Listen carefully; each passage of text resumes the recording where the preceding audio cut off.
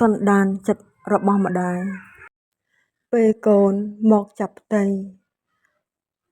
ក្នុងហារតីម្ដាយសប្បាយ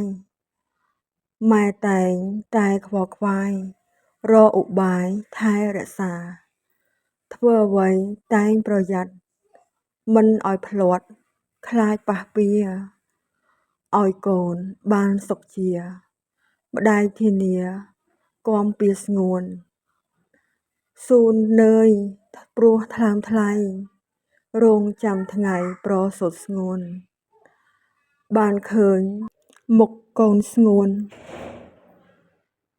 ថ្នមថែធួនព្រោះស្រឡាញ់សន្តានចិត្តរបស់ម្ដាយនេះគឺជាបទក្រុមគតិពេលកូនមកចាប់ផ្ទៃក្នុងហារតីម្ដាយសប្បាយម៉ែតែងតែខ្វល់ខ្វាយរកឧបាយថែរក្សាធ្វើអ្វីតែងប្រយ័ត្នមិនឲ្យភ្លាត់ខ្លាចប៉ះពៀឲ្យកូនបានសុខជាម្ដាយធានាគាំពៀស្ងួនស៊ូនឿយព្រោះថ្លើមថ្លៃរងចាំថ្ងៃប្រសូតស្ងួនបានឃើញមុខកូនស្ងួនថ្នមថែធួនព្រោះស្រឡាញ់នេះគឺជាបទក្រុមគតិ